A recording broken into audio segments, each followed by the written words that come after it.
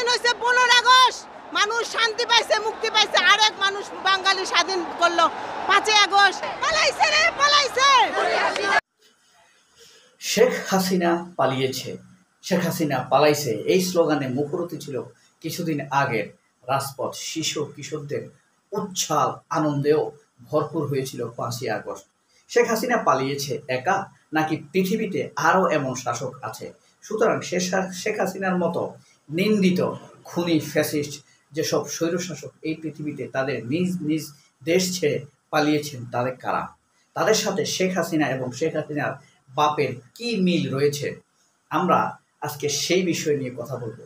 সুতরাং এই পৃথিবীর সবথেকে বেশি ঘৃণিত স্বৈরশাসকদের নাম জানতে পুরো ভিডিওতে আমাদের সাথে থাকুন। সবার নাম উল্লেখ করব, মজাদার তথ্য রয়েছে। 16 জানুয়ারি 1979 সাল, ইরানের রাস্তা জুড়ে, তেহরান, খোরসান, সব রাস্তা জুড়ে মানুষের আনন্দের উচ্ছ্বাস।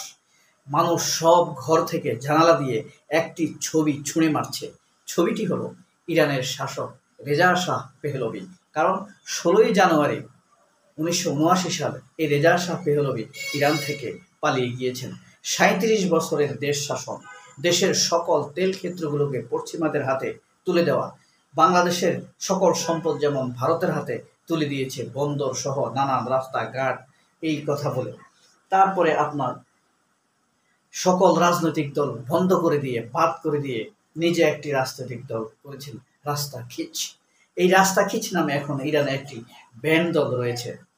এরপরে যিনি আর ইরানের আর কারোর কোনো মতামতের কোনো মূল্য ছিল না, এবং সেই দাপটে রেজা শাহ পেহলভি পালিয়ে যেতে বাধ্য হন এই 16 জানুয়ারি। তবে 16 জানুয়ারি তো শেষ নয়। 1978 সালের 7 জানুয়ারি ইরানে বিপ্লবী আন্দোলন শুরু হয়। 1979 সালে 11 ফেব্রুয়ারি এই বিপ্লব সফল হয়। কিন্তু 16 জানুয়ারি রেজা শাহ পেহলভি পালিয়ে গেলেও 16 জানুয়ারি বিজয় দিবস পালন করা হয় না। বিজয় দিবস পালন করা হয় 11 ফেব্রুয়ারি। এর কারণ কি? এ কারণেই ইরানের বিপ্লব টিকে আছে। স্বৈরাচারের পতনই শেষ কথা নয়, পতনটাই শেষ নয়, বিপ্লবকে সম্পূর্ণ সবগুলো স্টেককে নিয়ন্ত্রণ করতে পারাটাই শেষ কথা।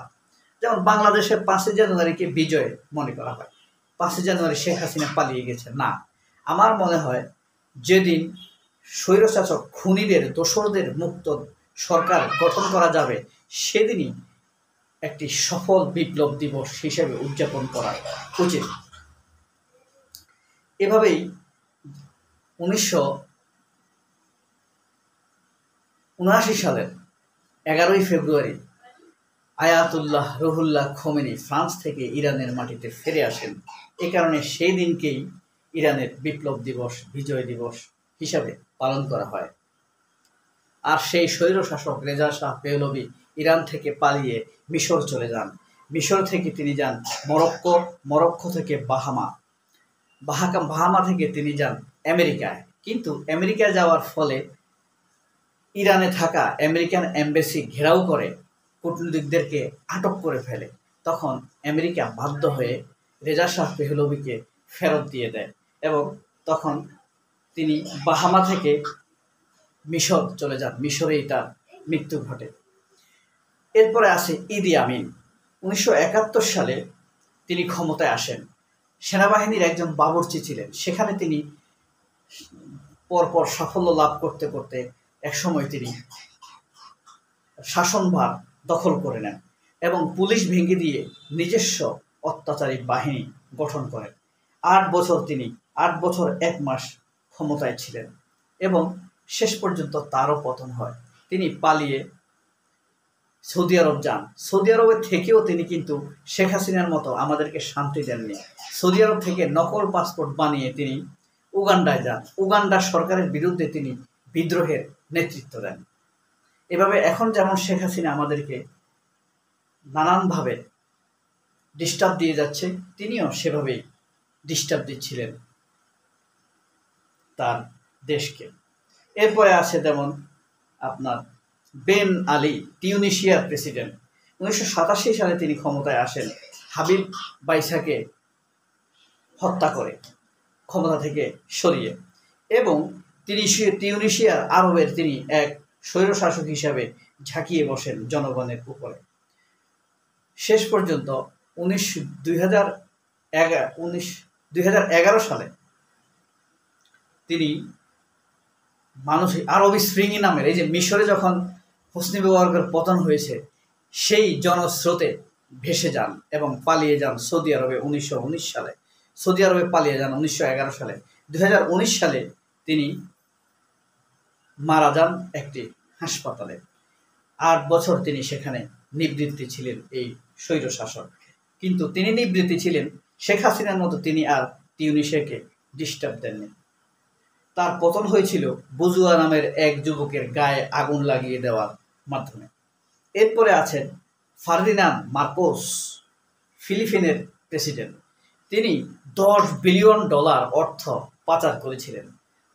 দুর্নীতির দিক দিয়ে তিনি শেখ হাসিনার চাইতে বড়, কিন্তু খুন এবং অত্যাচারের দিক দিয়ে তিনি শেখ হাসিনার চাইতে ছোট।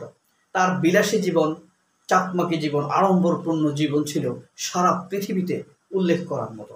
1965 সালে তিনি ক্ষমতা গ্রহণ করেন এবং তিনি সবসময় উন্নয়নের গল্প শোনাতেন শেখ হাসিনার মতো।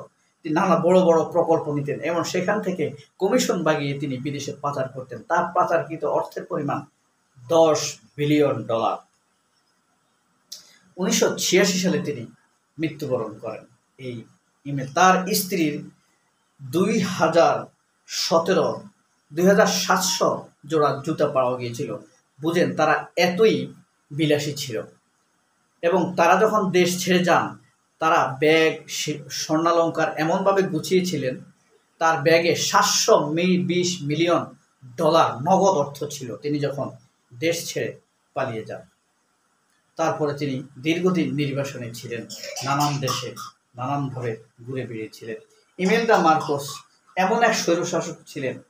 তার 1979 সালে তিনি যখন দেশ থেকে পালানোর পর তিনি হাওয়াই দ্বীপে বসবাস করেন, সেখানে মৃত্যুবরণ করেন। মৃত্যুর পর তার লাশ সেখানে দাফন করা হয়নি। 4 বছর যাবৎ হিমাগারে রাখা হয়েছিল তার লাশ। তারপর 1989 সালে ইমেল নামর আরেকজন শাসক, তার লাশকে দেশে ফিরিয়ে নেওয়ার অনুমতি দেওয়া হয়। দেশে নেওয়ার পরেও তার লাশ দাফন করতে দেওয়া হয়নি। ফার্দিনান্দ মার্কোস 23 বছর হিমাগারে পড়েছিল তার লাশ। তারপরে বর্তমান কিছুদিন আগে পতিত হওয়া আরেক স্বৈরশাসক দুটের্তে তার লাশ দাফন করার অনুমতি দেওয়া হয়। এখনও তার লাশের বিরুদ্ধে মিছিল হয়, মিটিং হয়, সভা সমাবেশ হয়। কেন ফিলিপিনে তার লাশকে দাফন করতে দেয়া হলো? তাদের সাথে শেখ হাসিনার কি মিল রয়েছে আপনার দৃষ্টিতে? কমেন্ট বক্সে কমেন্ট করে জানাবেন। সবাই অনেক ভালো থাকবেন। আল্লাহ হাফেজ। আসসালামু আলাইকুম।